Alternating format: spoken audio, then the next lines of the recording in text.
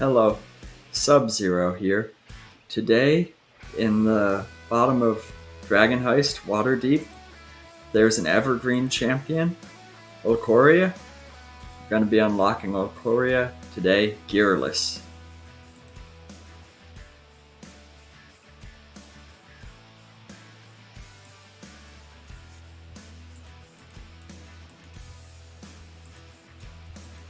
So only magic champions are allowed.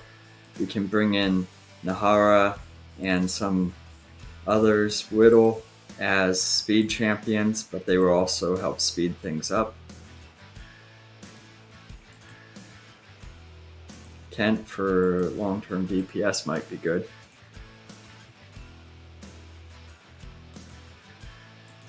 Dob, always a classic.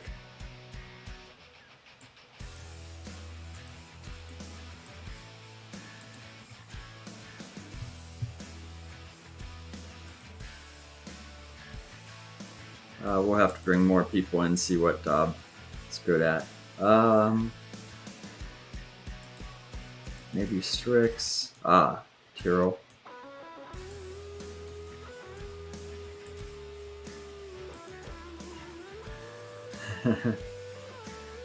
We could have Brother for the healer, or our favorite, Cora.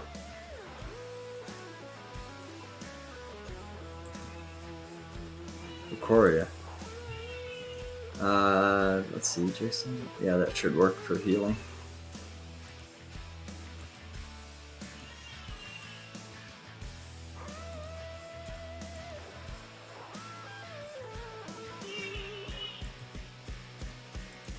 Freely? Sure, we'll throw him in.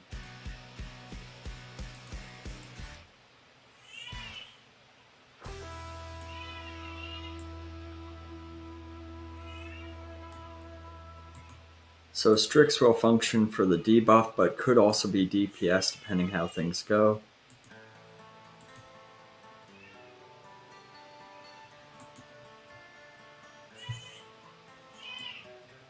Mako's buffing damage of non-adjacent champions, so that's good.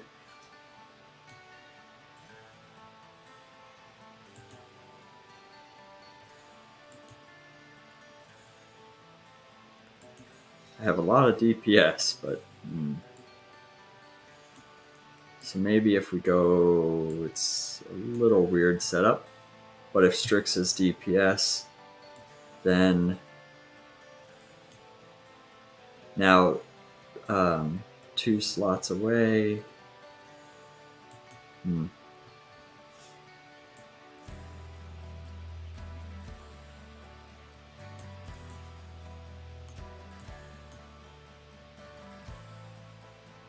So buff next to it.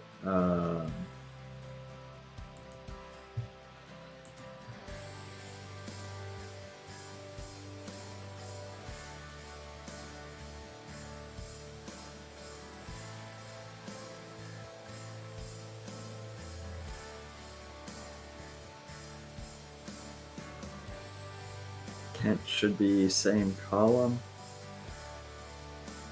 Yeah, in his column. So more damage there.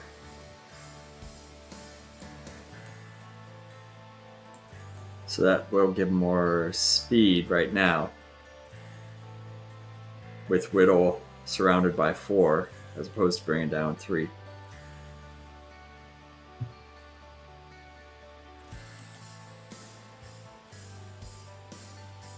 Dob with 8 over here, 8 over here.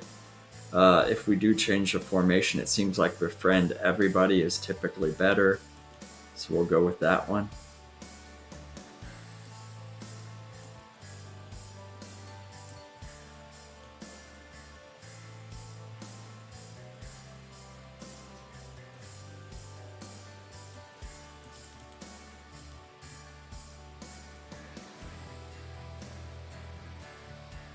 So need to get to area 400 with magic-only champions. Or magic base attack, I should say.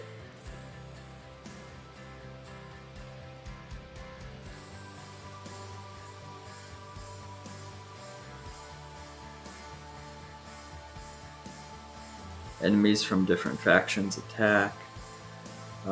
They do not count towards quest progress, nor do they drop gold. Each faction also has a unique boon granted by, which is active for the entire area. So that could be good, could be bad. We're going to see how it goes.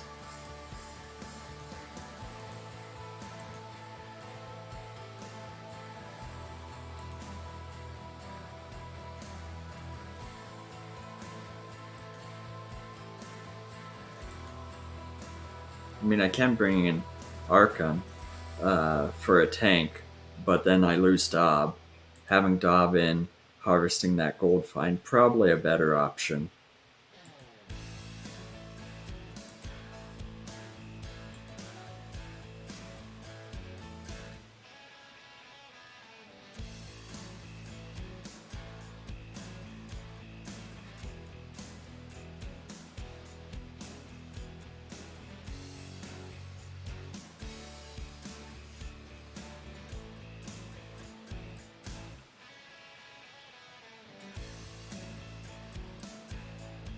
The consideration is Valentine provides the buff to all DPS, so you can place them where they're getting hit by what you'd like to see, and then that provides it with an impact to the DPS. However, on Gearless, you don't have any item levels to it, and so that's the consideration going on there. Otherwise, you end up with, like we've got Helic and Calliope, for support. Instead of Kent, Kent is functioning for support now. But you got DPS,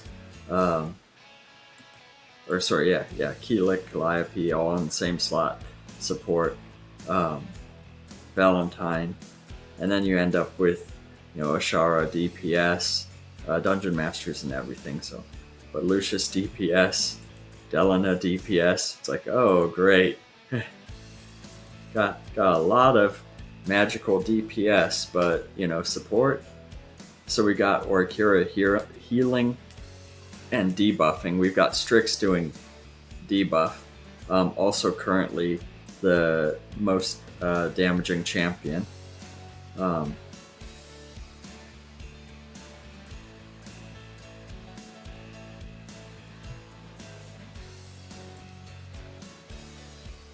Kent is good, so he would be buffed by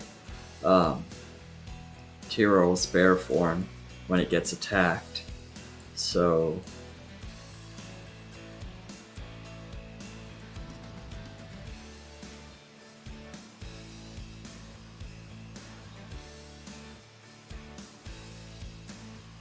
I think Strix is still probably going to be better. But you could rotate those. Because it's the same column support. He functions as DPS. It's just right now, Strix is not getting the buff of being next to the support. But non-adjacent from Dob and Makos doesn't affect either of them really. And there we go, we can do that for a little more damage, not really critical. And for Gearless, Whittle only does 40%. So not a huge number. The main thing is champions affected by Vampiric Gaze, 25% chance for immediate reset of cooldown. So instead of 6.9 for Strix, there's a 25% chance that it goes down instantly. Right now we're doing click damage to the enemy, so it doesn't matter. But you compare that with Ken's 6 seconds, and it does factor in over time.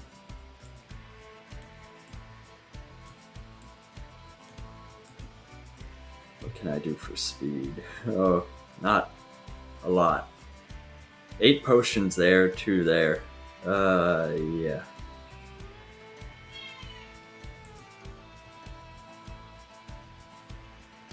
And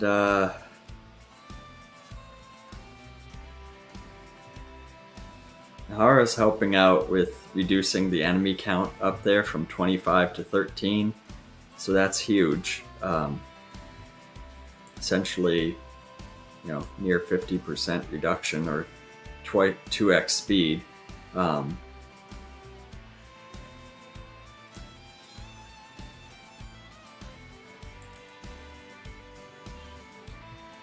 Dobbs' ultimate building up that wall.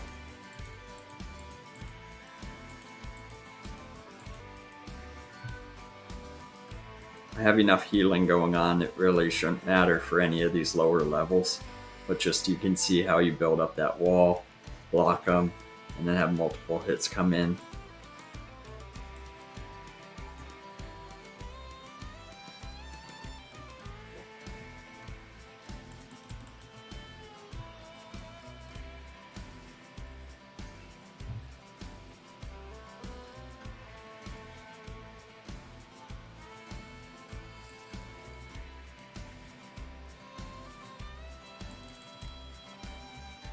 And this is with Helm. Yeah, Helm favor. So E30 on that.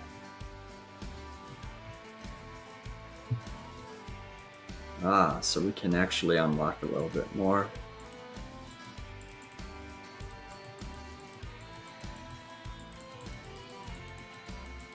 There we go. Now I have everything unlocked. That'll help.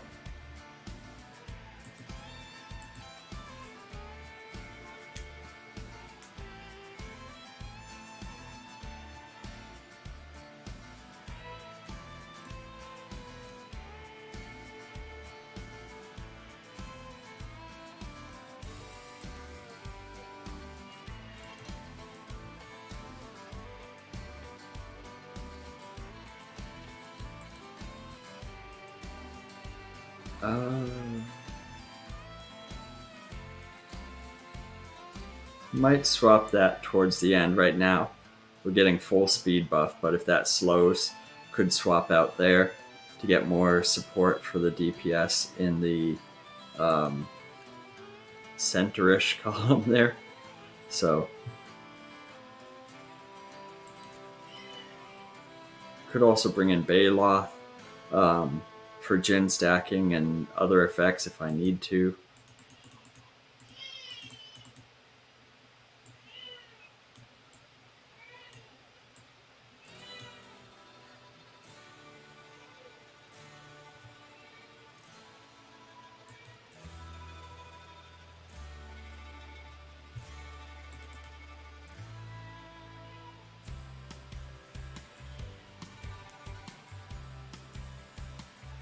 So healing's reduced 50%, not a big deal. Healing, covering everyone. We're good.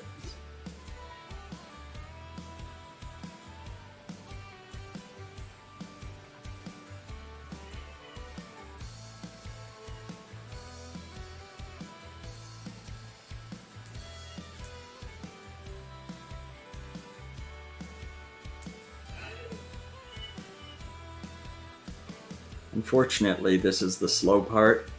Still it's only 13 enemies, but they have armor, you have to blast through them. Strix is slower, but you have the debuff as they get closer and that blast effect. So, ideally it's faster hit. Well, what's Strix at? 6.9.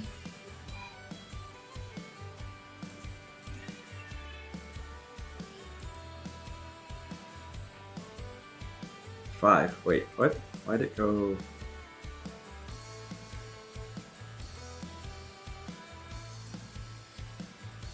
Oh, is that Whittles?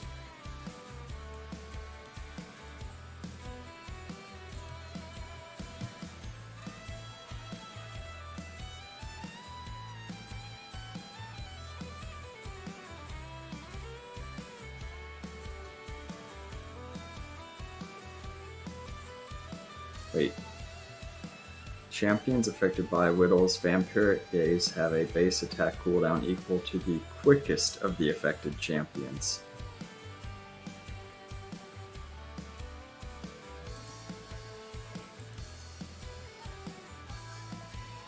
.8,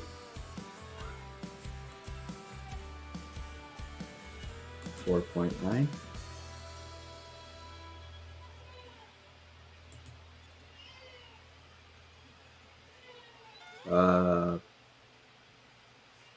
okay.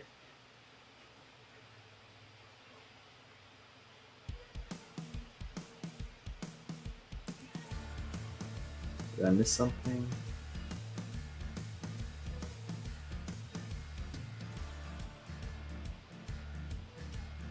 Oh, okay, yeah, that's freely. So any champion who attacks the target will have their next base attack cooldown reduced by 0.1 seconds per application. But then why would Strix's go up?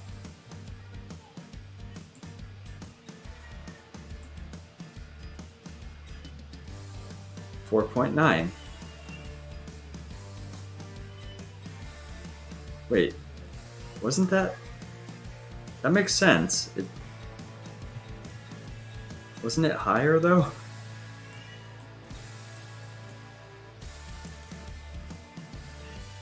Because this is what it should be.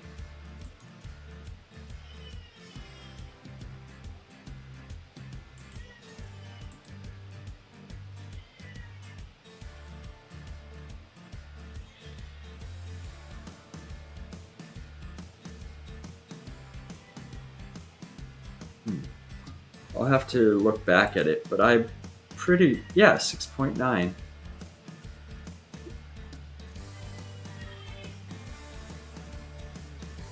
.9.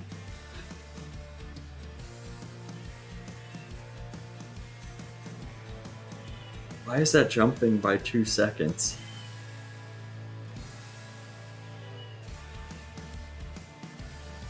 Because I didn't select the left spec, which takes a lot longer to hit.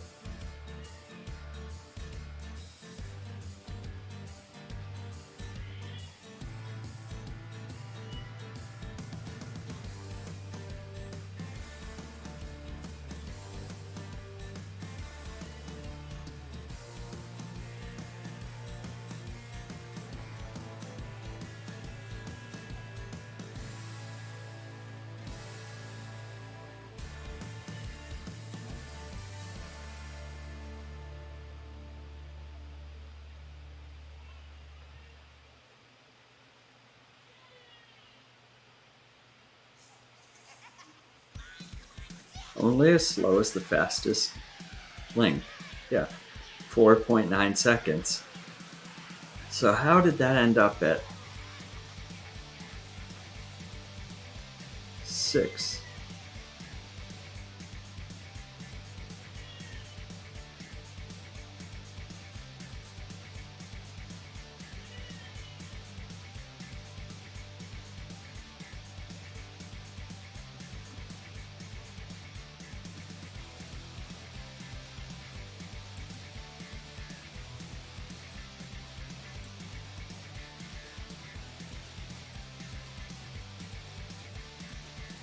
These are not champions I would typically use. I mean, some of them are Whittle, Nahara, or Kira.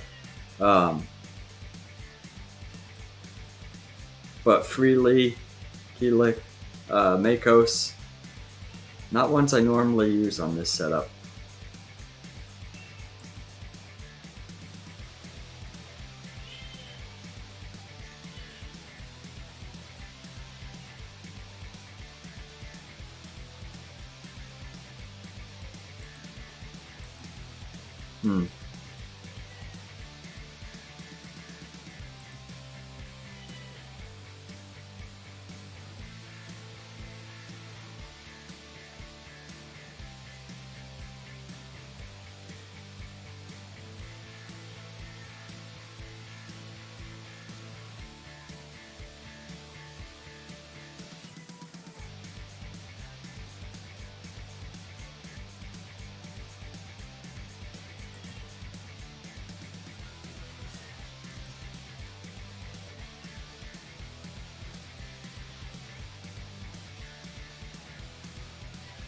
Oh yeah, Kent qualifies because of Virgil, I think.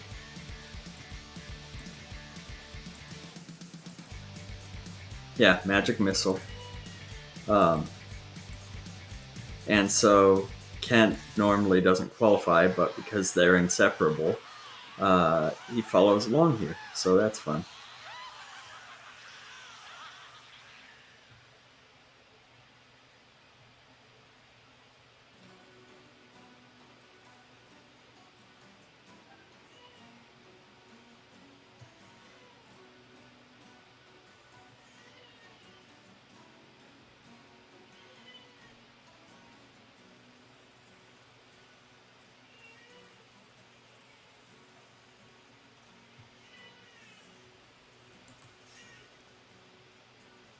Yeah, so Kent is applying Bud poison based damage, and Strix is setting the Bud. Why Strix's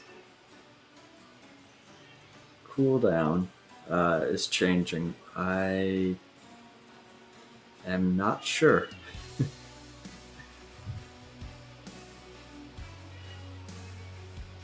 I get why it's set by the lowest champion with Whittle around. Um,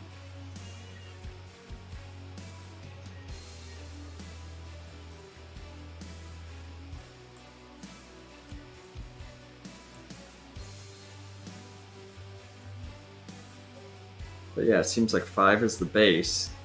When freely hits, it drops it by 0.1 seconds. How it was going up to 6.9. Um,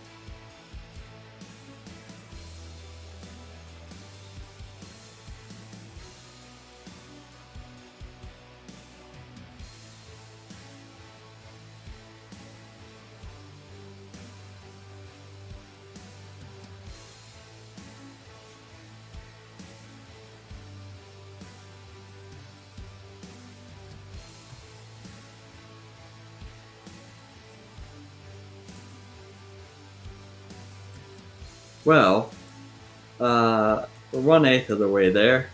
Click damage is almost halfway there at close to 200. Got to hit the area 400.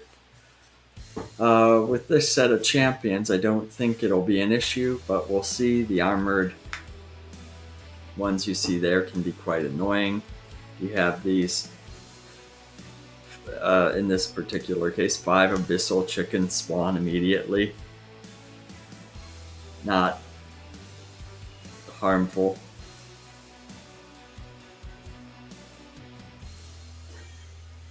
They already went poof.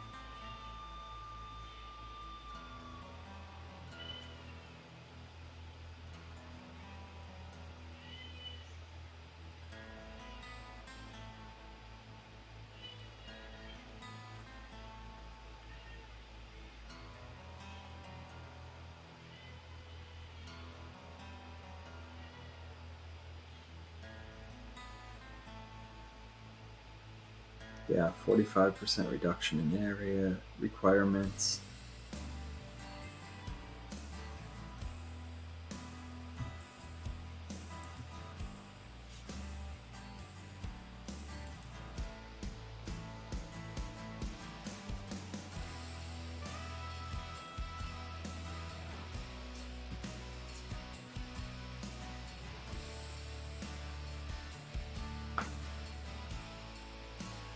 Because I'm not using any ultimates, so she's not polymorphing.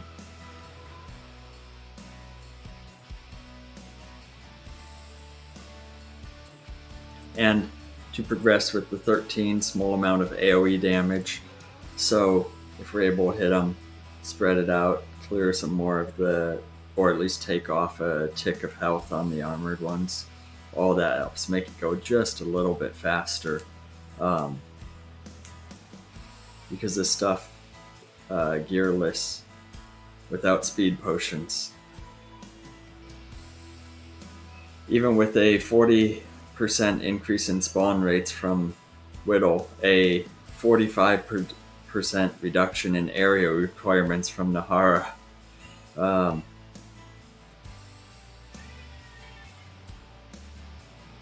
It's still rough, but that is what it is. So no one said this setup, this build, was particularly quick. Especially with the limited number of potions you get from like seasonal events and whatnot.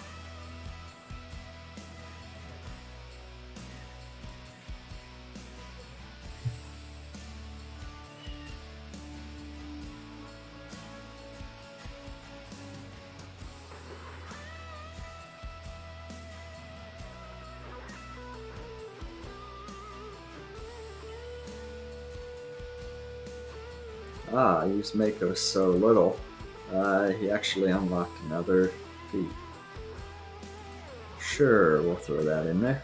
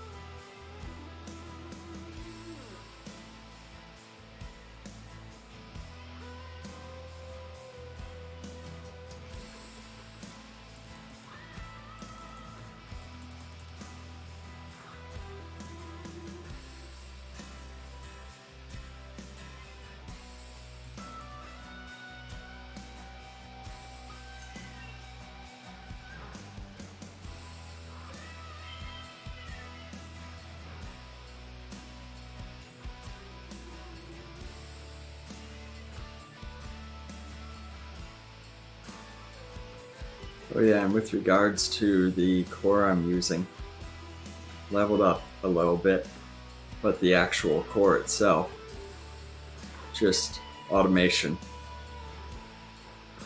Which in this particular instance, not even using, because it's not a free play.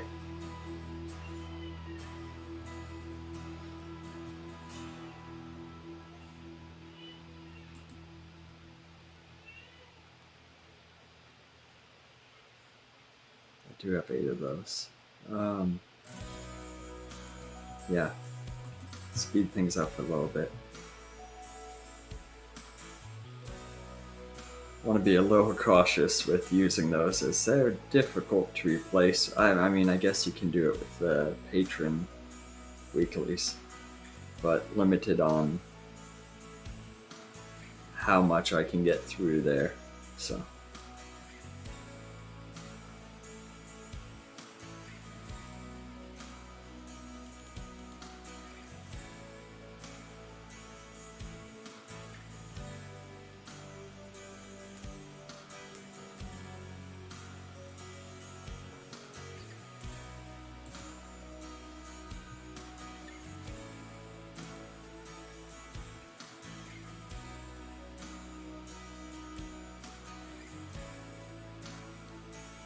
I don't know quite if we'll hit soft cap before the 400 area, but just in case we don't, that's why I was prioritizing the upgrades of the ones that are not automated um, to focus on the damage dealing. So like Strix is up 200% more damage. Strix is still the leading champion. Yep. I recognize you. Oh, it's a doppelganger.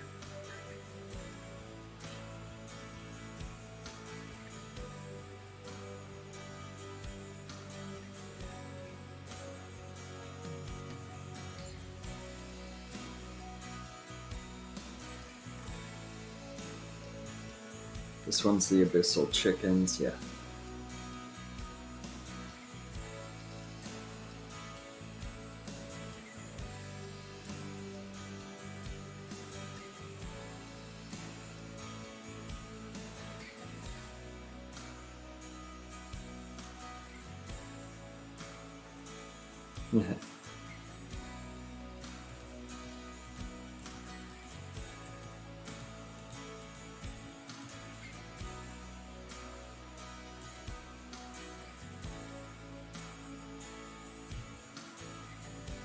That could be annoying after a while. The 50 areas.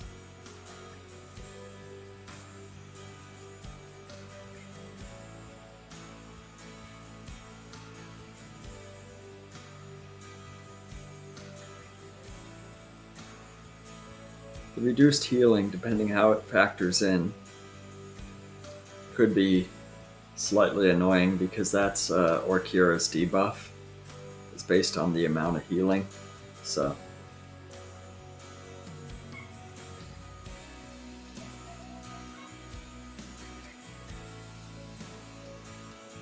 that's the Abyssal Chickens. Okay. Enemies deal 300% additional damage. That can be annoying if they get close. But yeah, Abyssal Chickens.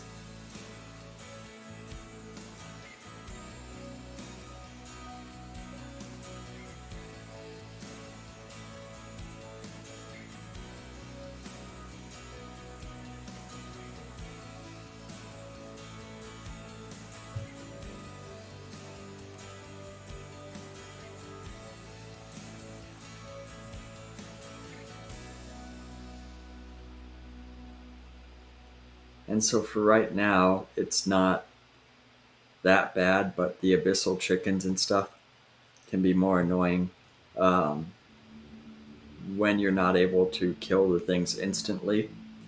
That's where I was siding with Strix still for the AoE effects to try and clear out some of the groups, assuming you have enough damage to proceed.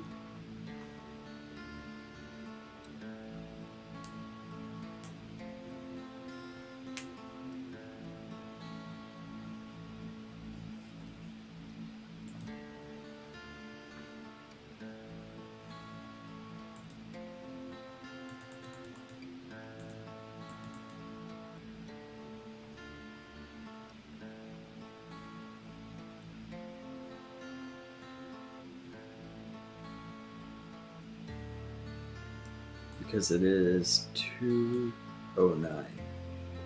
So about 90 levels or so additional worth of click damage that we're able to do with Strix in there. If they come closer, and debuff does work with that. And so it can be a little bit more. But yeah, we're talking about maybe 100 levels. And that'll rise between those levels, so it might be, by the time we hit that, it might be another 20, 30, but we're not going to be getting through just with click damage. We're going to have to use our champions to do it. And even so, even if you did think you could just click through the adventure, that would work for some of it, but like you saw, the armored bosses on Area 50, stealing the champions back, the doppelgangers, the war wagon here is all armored. You're not going to do that without the champions.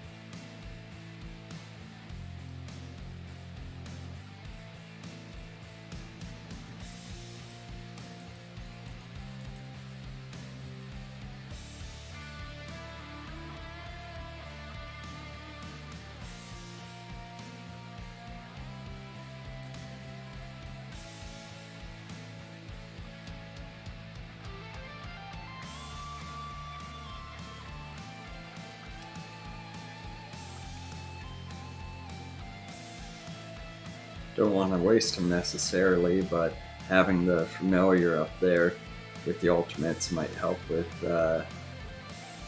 getting through some of this more consistently. Just because you are activating them rather than me waiting for a boss and using it. So it also means, like with Ulkroia there, you have to wait 4 minutes for the next cooldown. So maybe it's a bad idea, but we'll see.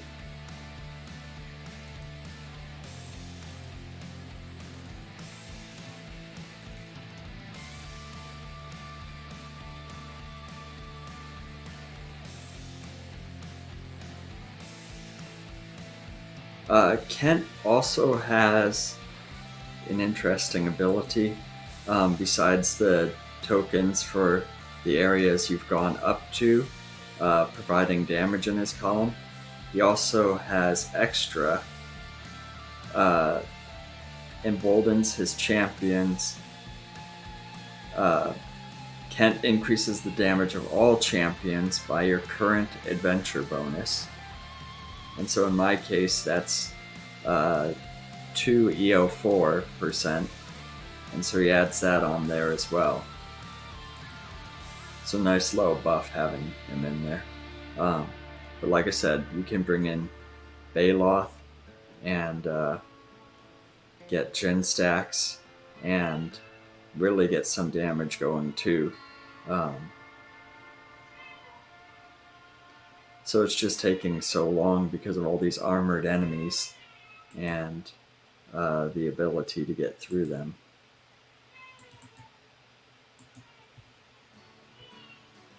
Because Human's out. Virgil would help with speed. You need Shaka.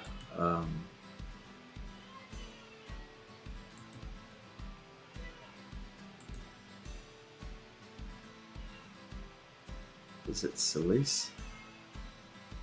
His alliance you need in there to get the speed, if I'm not mistaken. Ashara does have multi-hit.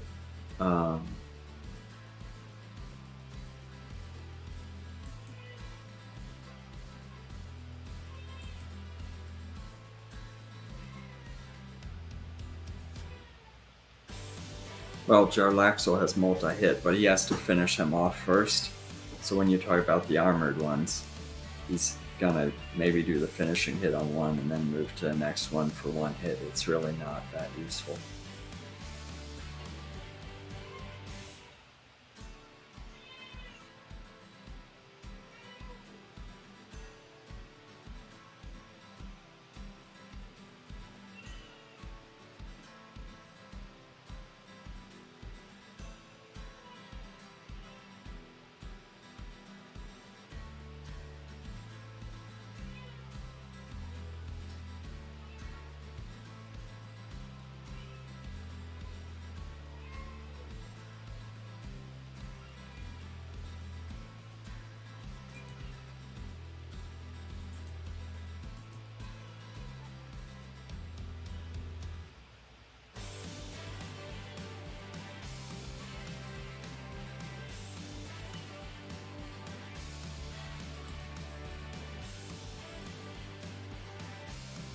Damage is rising slowly there.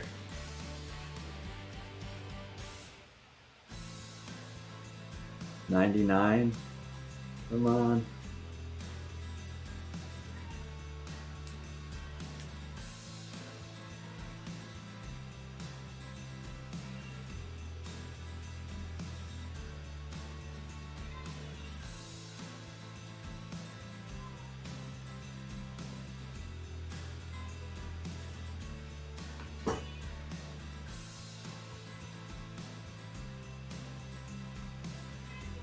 Hit-based barriers. Work your way through, okay.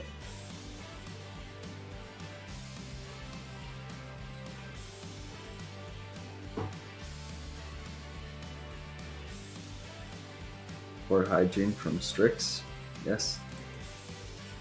106, nice. Just gotta keep that ramping and we've got this.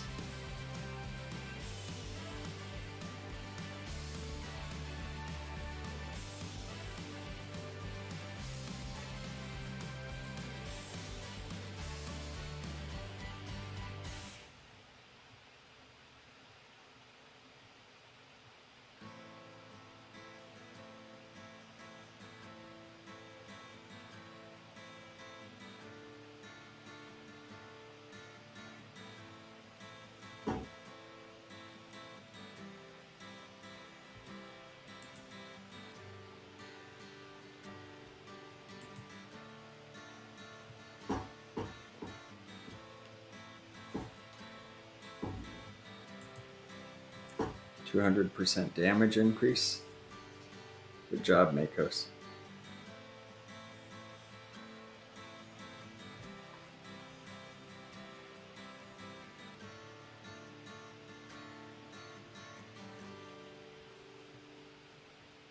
I think besides speed, Nahara doesn't help out at all.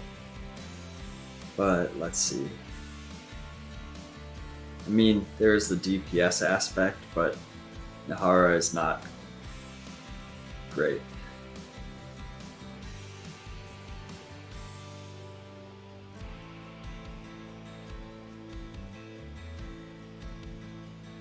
I mean, Strong Society really does stack up, where even Gearless, it's a 1200% bonus for each other Black Dice Society member, stacking multiplicatively.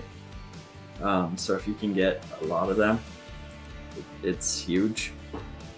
But yeah, we'll just use her for speed, then swap out to Nayeli, and start buffing the DPS in the column behind them.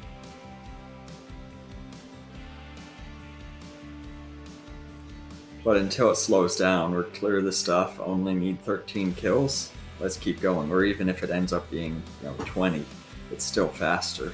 So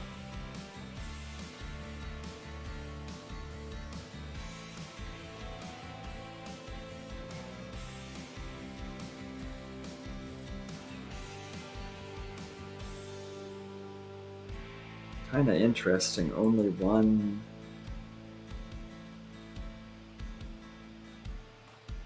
magic tank.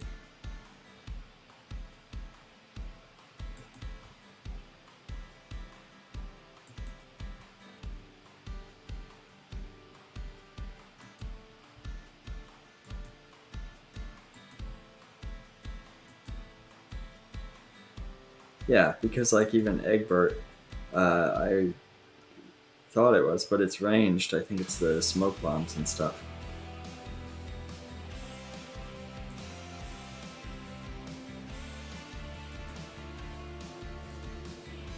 Yeah, Sentry. Oh, sorry, Nayeli is a tank as well. Yeah, okay. So there's 3 tanks, but I'd use Nayeli for the damage boost rather than the tank ability, because Tyrell scales with the damage being done or number of enemies attacking them. Nayeli does not have that impact, so even though considered a tank, better for support. That means Makos is on the front. I mean, I can just as easily swap with Dob, but that's an interesting setup. Or, you can swap Dob for Arkin, and Arkin can go there. But right now, I think the damage we're getting is probably better than if I had Arkin in there for right now.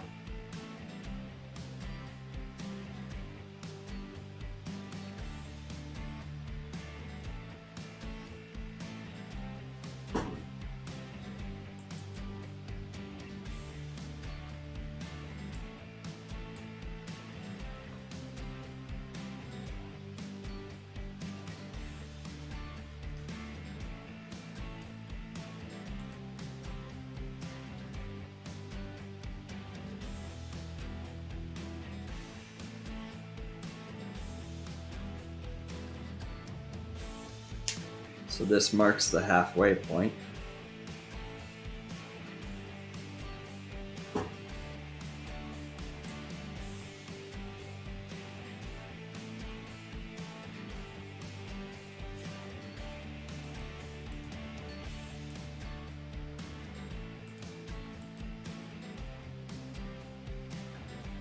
And so as freely marks enemies and stuff.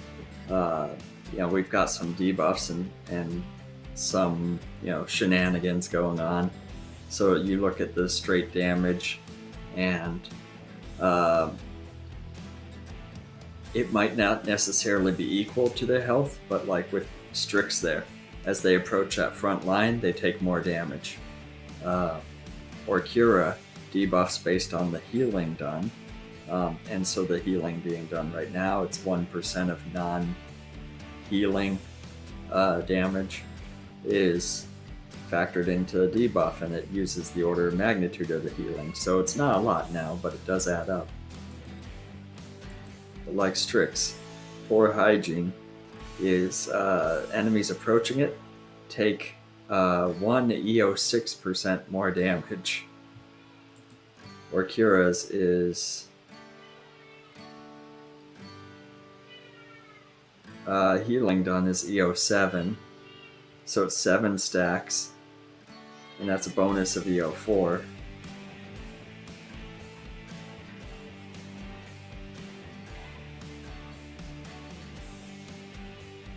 When Ulkroia damages an enemy, they receive 1 stack of flame, taking 10% of Ulkroia's damage per second for 15 seconds, and receiving a 1 EO 7 additional damage from all attacks.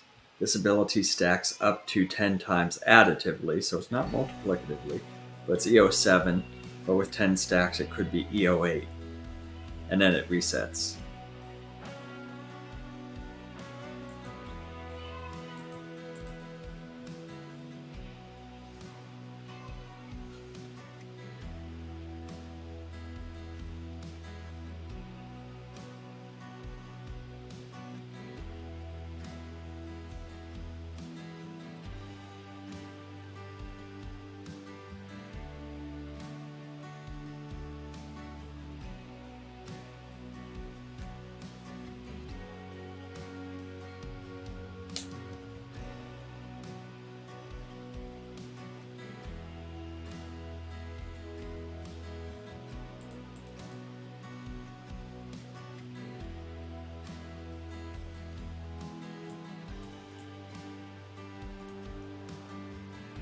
So we've got another 20-ish areas just based on the damage the familiars are doing. Again, we have the debuffs in there, so we might be able to click through enemies for a little bit longer, but it's starting to equal out there.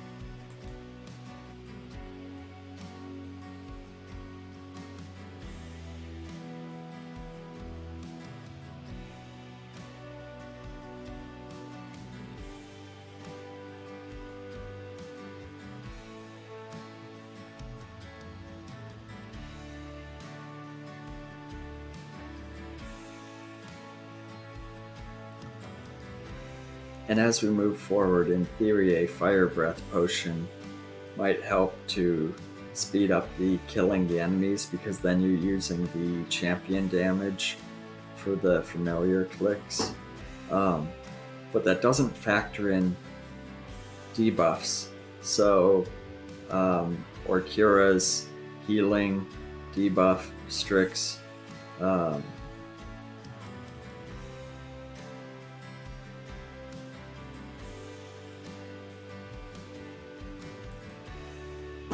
is Freely's a debuff?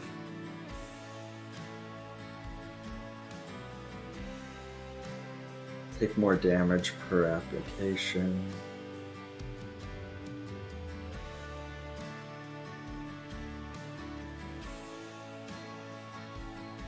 done.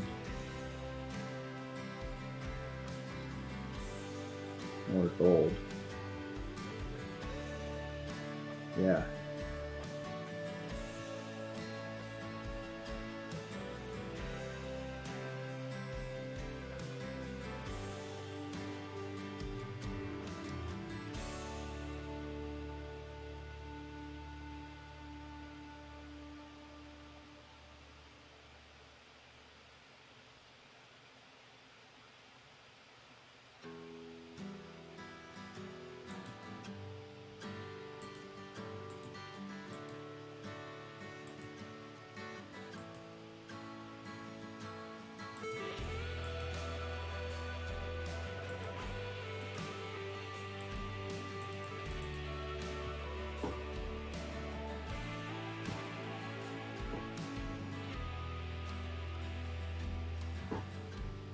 Uh, 246.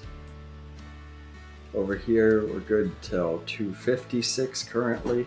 Like I said, that'll push a little bit further. So we'll be in pretty good shape.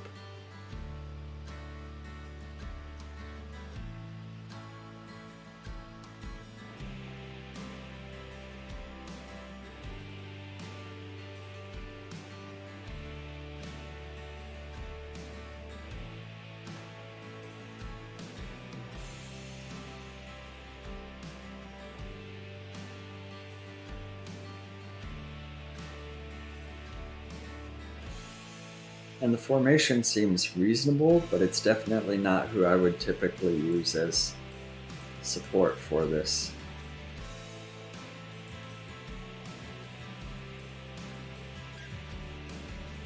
Only gotta do that 3 more times, that boss fight, and we're done. So simple, right?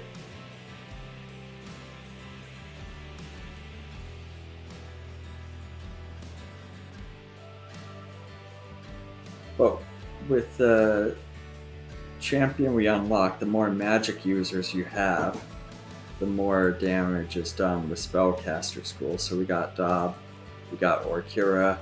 You know, some of them I would be using regularly. Keelik's not bad. Let's double check. Yeah, magic. And so you factor that in and use Lucius or Strix as your DPS. Well, no, not Strix, because then you lose out on Nova. But potentially you could have pretty good formation with Ulkoria in there.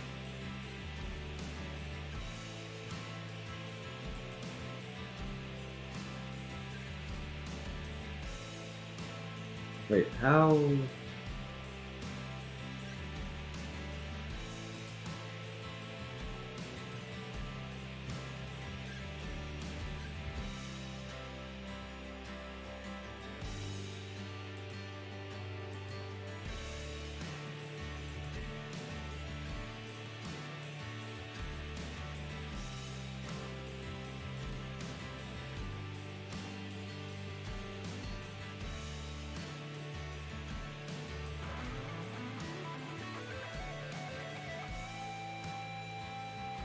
How does he qualify?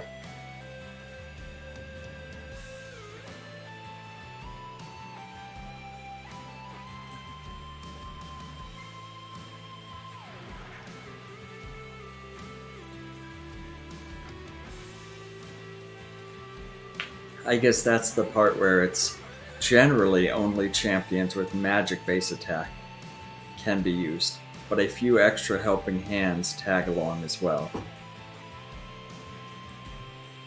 Magic, magic, magic.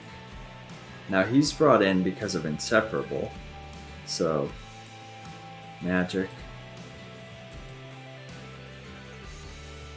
magic, yeah. I highlighted Shandy before. Shandy's not in the formation. I was just clicking across. Tyrol is though.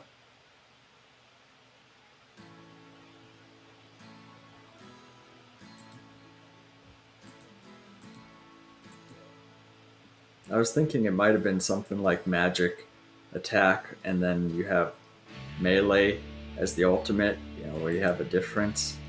Um, that might be what's bringing in Kent with the magic down here, but he's also brought in because inseparable.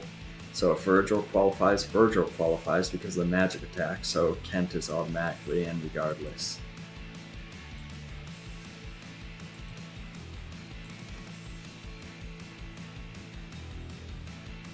Dav has magic base, but melee ultimate. So the ones we have out currently doesn't really help to tell whether the ultimate impacts it, but I think it was base attack it said. Yeah, magic base attack. So I wonder how the other ones are determined, if that's random or if that's predetermined where you always get at least one tank in there. Otherwise that could be potentially pretty tough.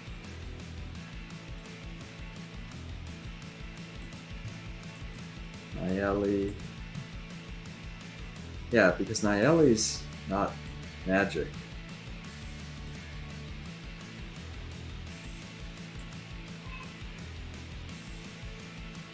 So that's saying you get at least 2 tanks with these evergreen.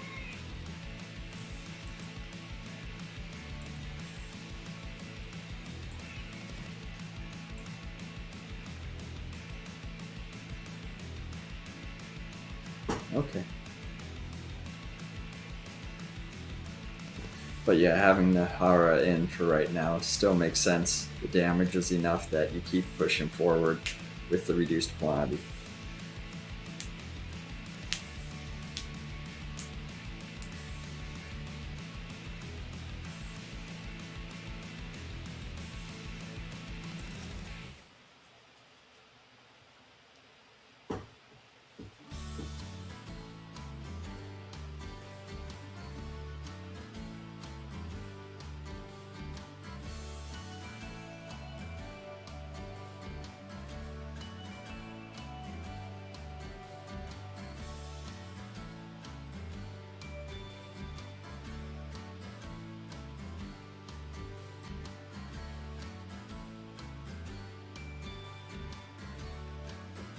Yeah, so they're starting to get through, which makes sense. Click damage is at 274.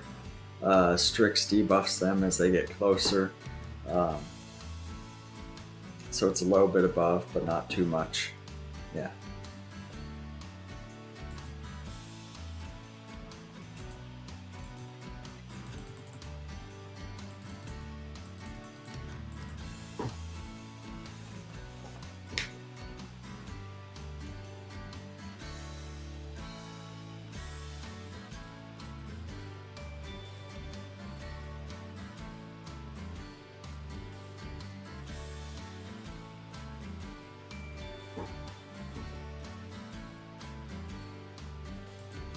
Dark Blessing, damage, less ability, damage while champions, yes.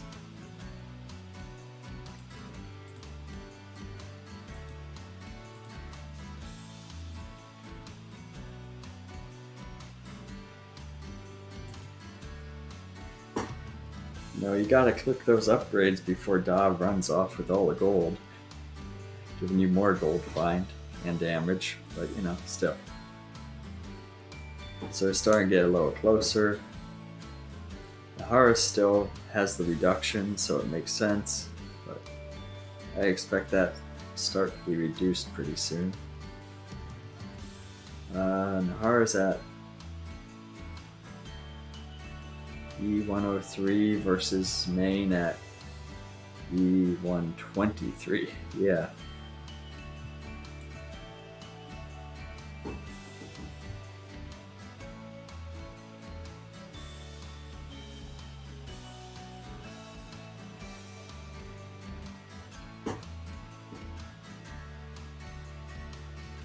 So they're gonna stack up on the front. That's where having AoE helps for sure. Or at least that's the plan I'm using. We'll see how well it goes.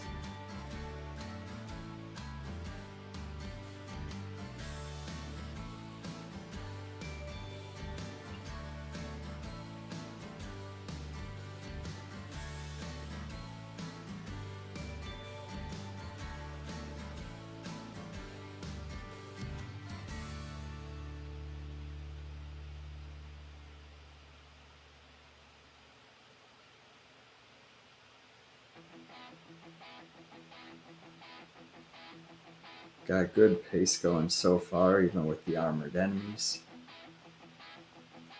Yeah, there we go.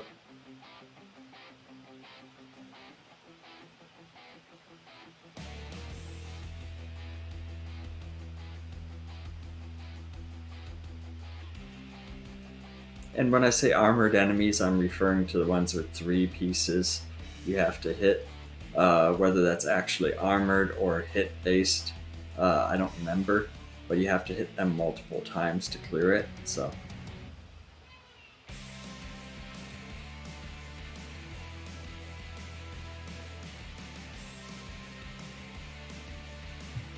there we go, that's 300 down, and we need to fight that 2 more times.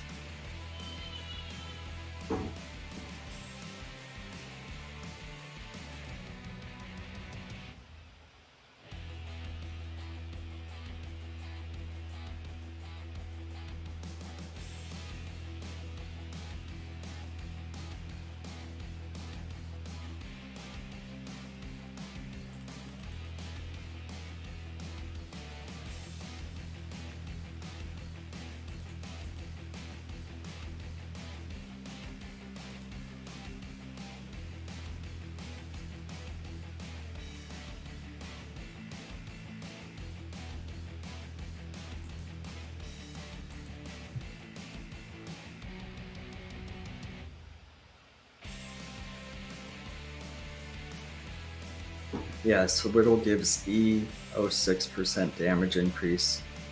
You can hit faster, definitely helps with the armored and hit based enemies if you get your attack reset. More enemies spawn though, but it's a small amount.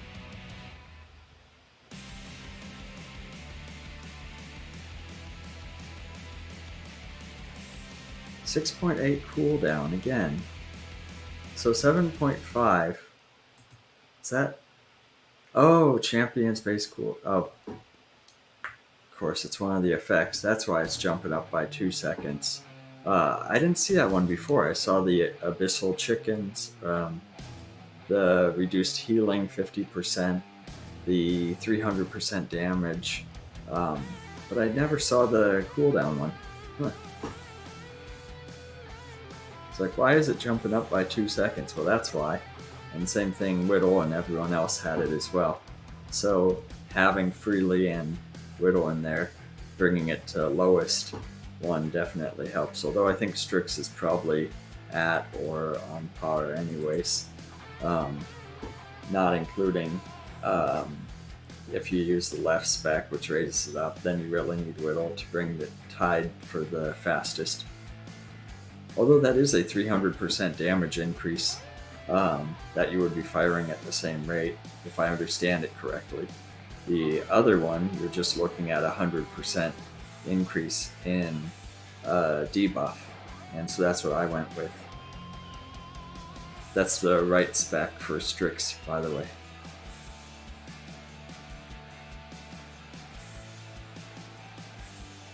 Although if we struggle with Strix in here, you can use Haunt. We can bring in Baloth and have Jin stacking.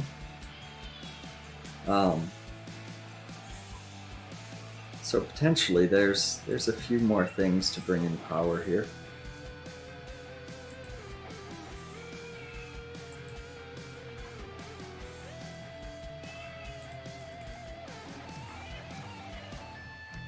I don't see it as an issue, but we've got a few cards in our hand to, if we do start to get into any trouble.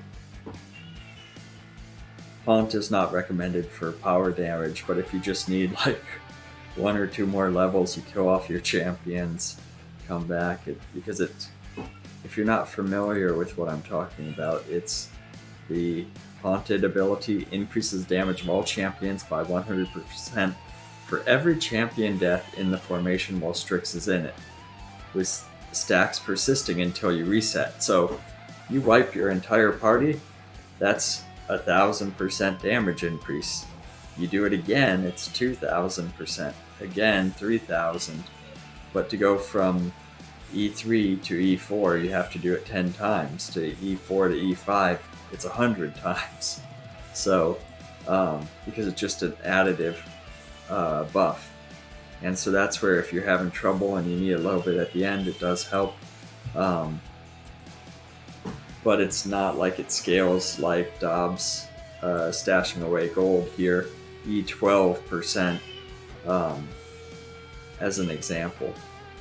And so Traveling Entertainer, E12, Strix, even wiping out the champions, it's right now it's 0, so even one of them going is 100% improvement, but 10 of them it's 1,000 or E3%.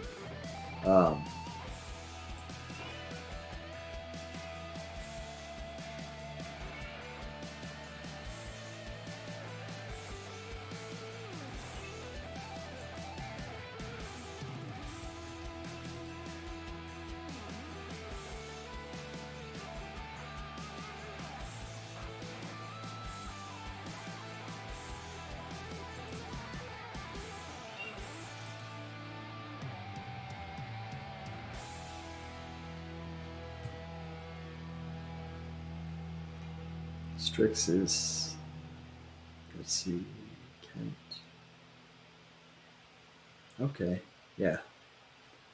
This is just a rough guide. I'm looking at the running average to see who's the best, because as you can see, it says Makos is never hitting, apparently.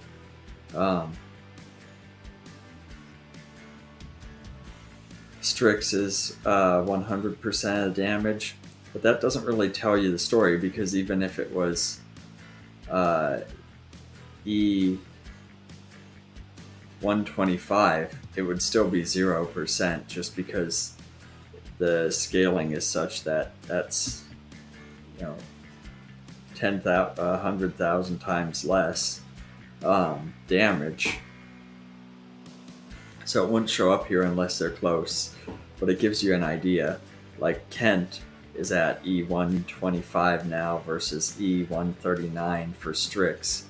And so if you're looking at the enemy, or for that matter, Ulkroia is at 119, and Whittle even is 118, 119. So they're kind of in that ballpark. So if you're looking at the enemies and they're E100, or basically even around E120, you got a chance for multiple hits potentially.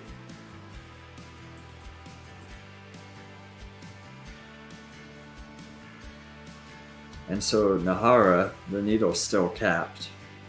That's kind of what I'm looking at. That's a E117 for her, and that's still enough that she's got full speed boost.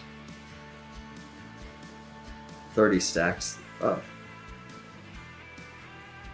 29, 30.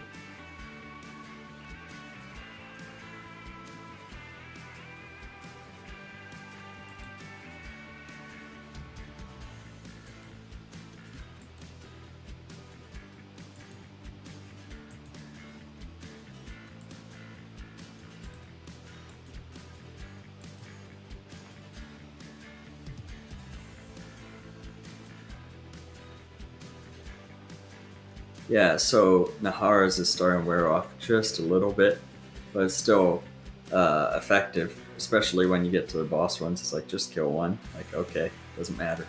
But you move to the next area, and now instead of 13, it's 15.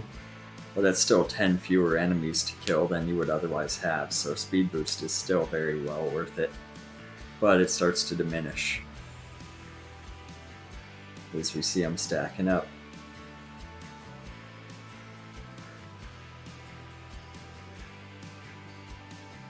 And it's based on those stacks that she accumulates for the enemy she kills. It's when she fails to kill an enemy. And so that's why you see it jump around a little bit from 13 in the area, 15, sometimes a little more, but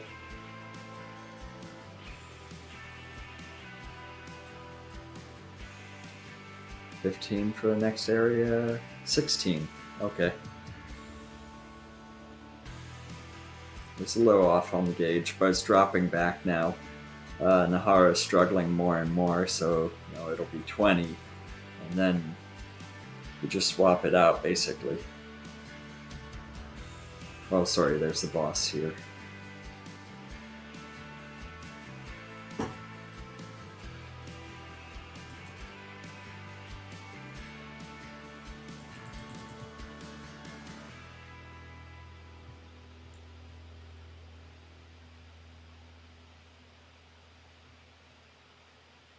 Yeah, we're at 20 now. And so that's where gauging against, that's when Nahara hits and fails. Nahara was at 118, and so Strix is 20 above that with AoE effects. So yeah, there we go, 25 now, so it's not enough.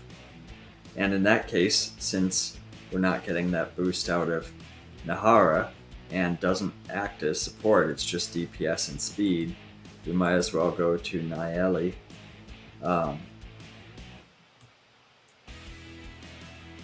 And that has Aura of Courage, and so champions behind in the column behind get E107, and then, well, oh, sorry, I thought Nayeli didn't have Aura of Protection.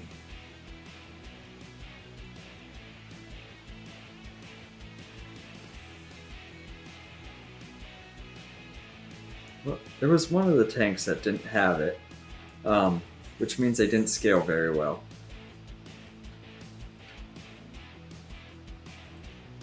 Aura of Protection increases damage of all champions by 50% for each enemy attacking Nayeli, or each enemy enraged stack.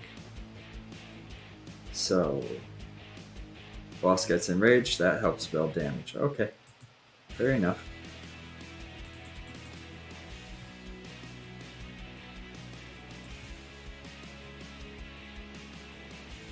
Maybe it was Sentry?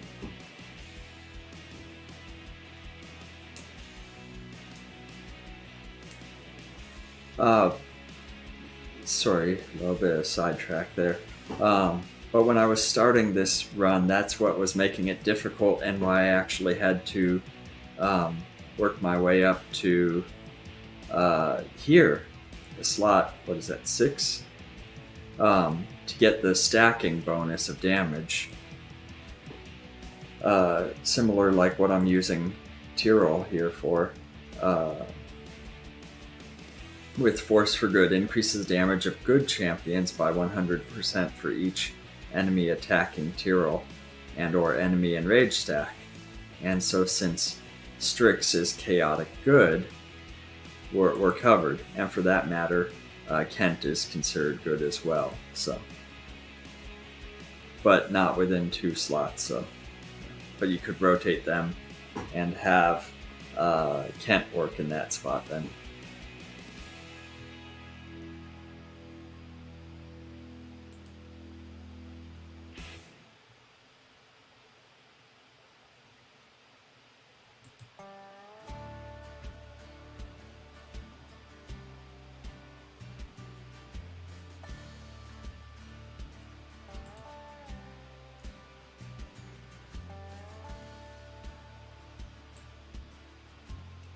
Yeah, I don't need to be sucking down any more gold into over here.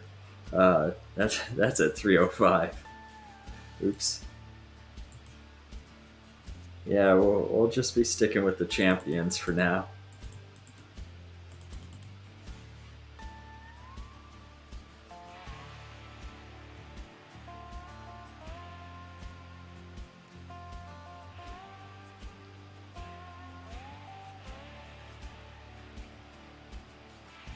So 45 areas, but it's that in itself is not too difficult, but it's the armored enemies, the multiple spawns, the increased damage, all those things that make it a little tricky. That's partially why Rhea Reborn is so difficult, even though it's 625, which, or I think that's what it was.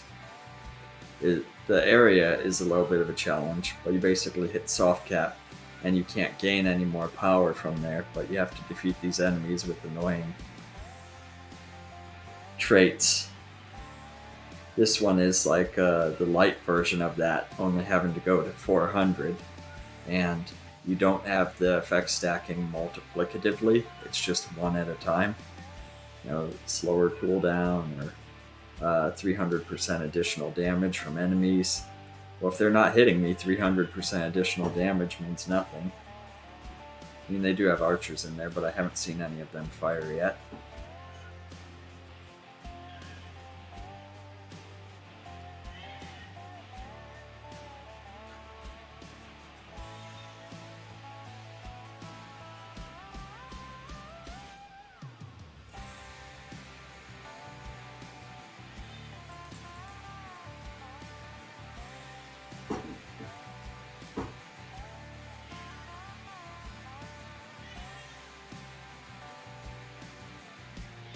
Oh yeah, that's... I was like, why is the damage so much higher? Because I added a support instead of DPS tanking support.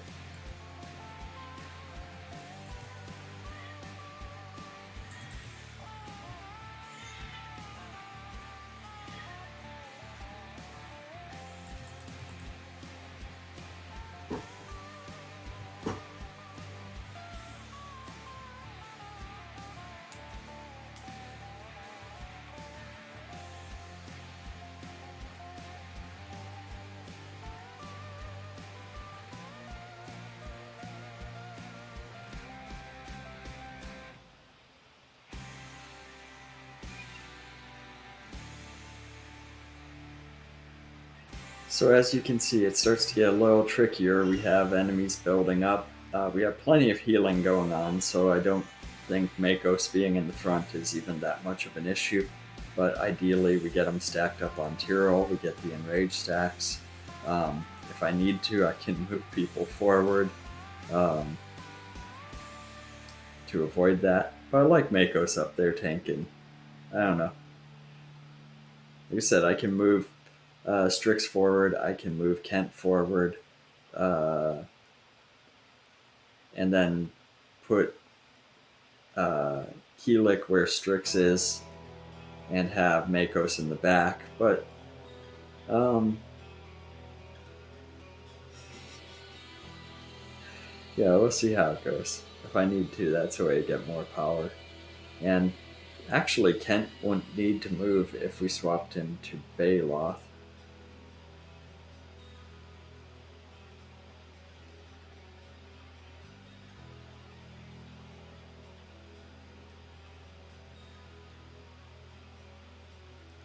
Yeah, there's a few. Again, we have a few cards to play, so.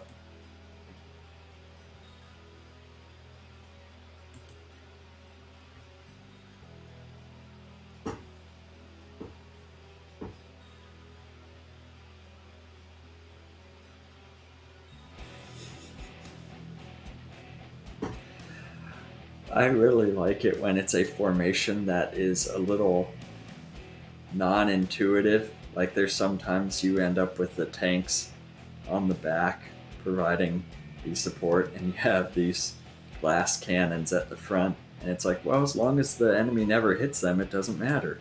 And that's kind of what's going on. I mean, we have the healing buffing it, but like Makos as a tank, like no, that's just a 5 there. Tank, no. DPS, support, gold, sure. Tank, nope. But he's doing fine.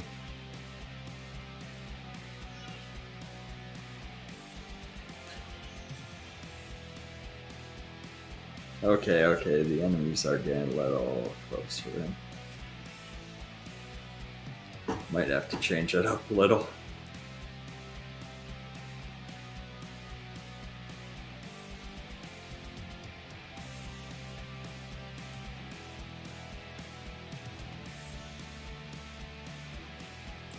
And so what that would look like is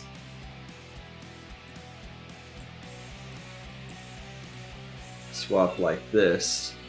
So Keelik's still buffing Strix, getting the benefit from Kent in proximity to Tyrol, column behind, and so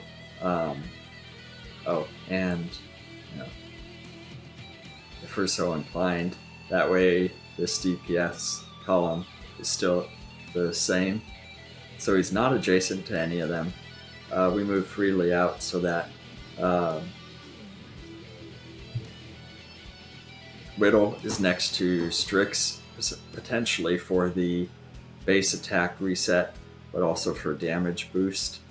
Dob wants to be non-adjacent to Ulkoria. Doesn't matter really where placed.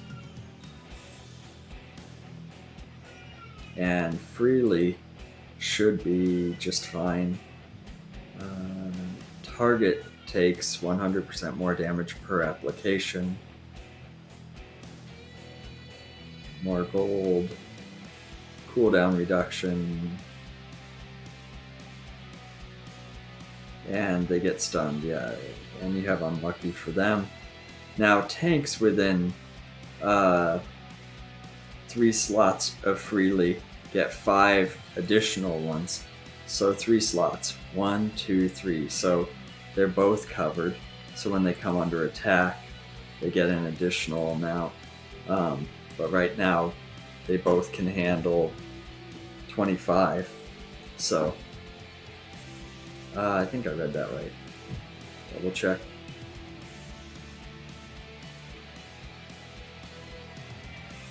Yeah, that are under attack and within 3 slots. So because they weren't being attacked, it was their base value. And so that jumps that up since there's 2 tanks there. Now you end up going from 50 to 60. And so we can block quite a number of units there to work through it. And with Nayeli, now Nayeli's only 50% increase, where Tyrrell's 100%. But increase the damage for each enemy hitting them or enemy in rage stack. And so you have a formation like this, and it can be pretty effective. Although I would like to see Makos on the front line. It seems like that's probably not the best setup for it. But, yeah.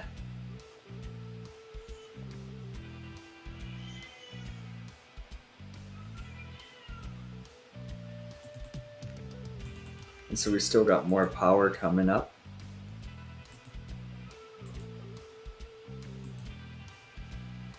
And we only have another 20 to go.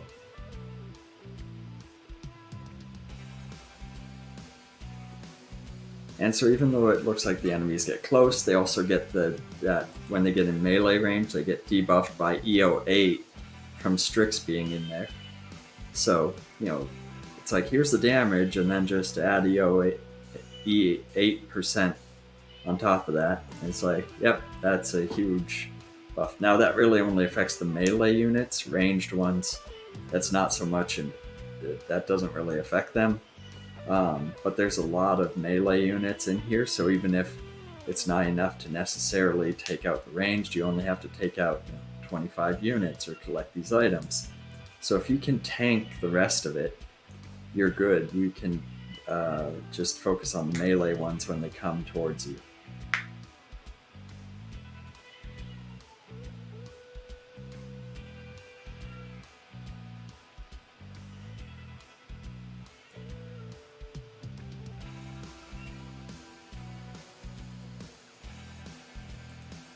More damage all champions? Yes, please.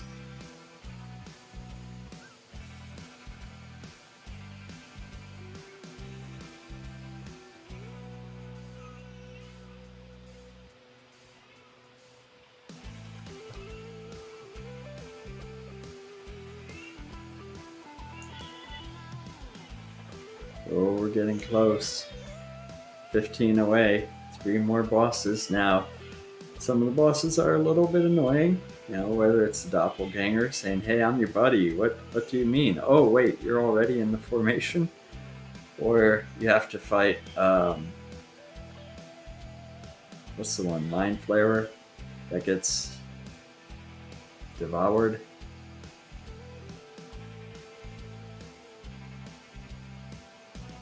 Coming up either way, so. We still have levels to go, so if for some reason I end up low on power, it's not at soft cap yet, so you can still gain levels that way, farming some gold or something, but I don't think that'll be an issue.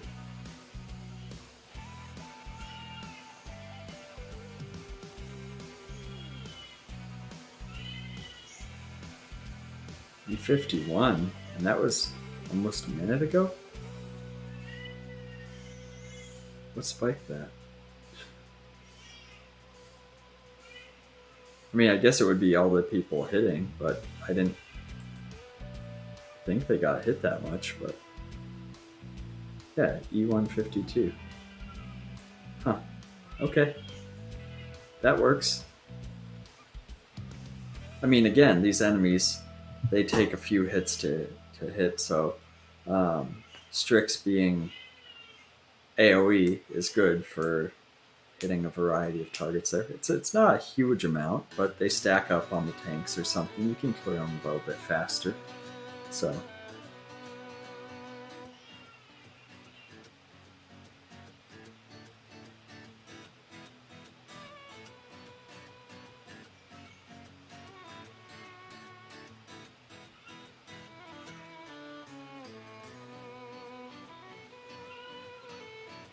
ugh.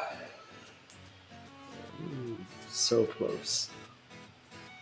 Just the reduction in speed is annoying. When you go from a geared account with a fully set up human, Whittle,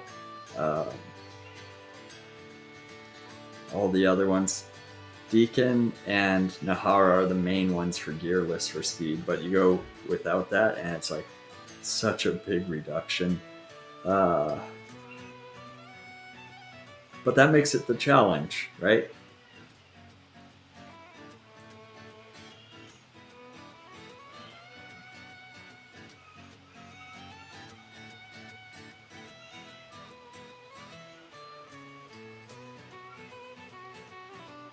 Okay, here we go, the penultimate boss.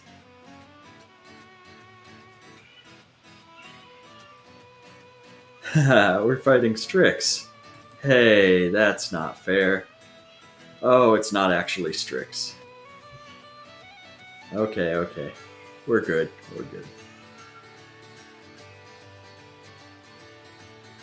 Now just get through the trash mobs.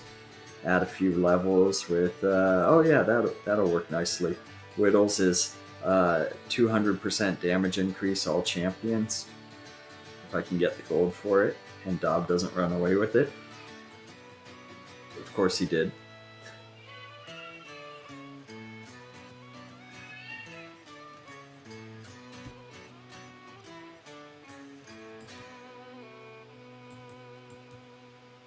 Come on. A little more gold, please. There we go. 200% increase. Yeah, Keelik has one too. So, if we can get just a little more gold. I don't think it's needed, but, you know, having that extra damage is not going to hurt either, though.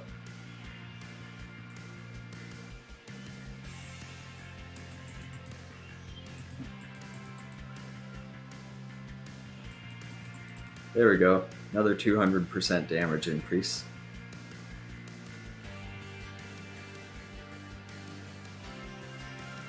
Still clearing very well. It's just the armored ones that slow it down, and the AoE definitely helps. It's like Splat, there 3 enemies disappear. Okay, great, yeah.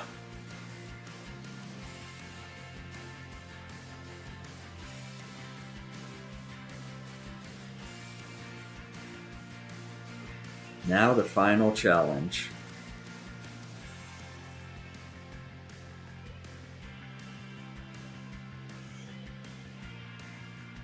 Okay, here we go.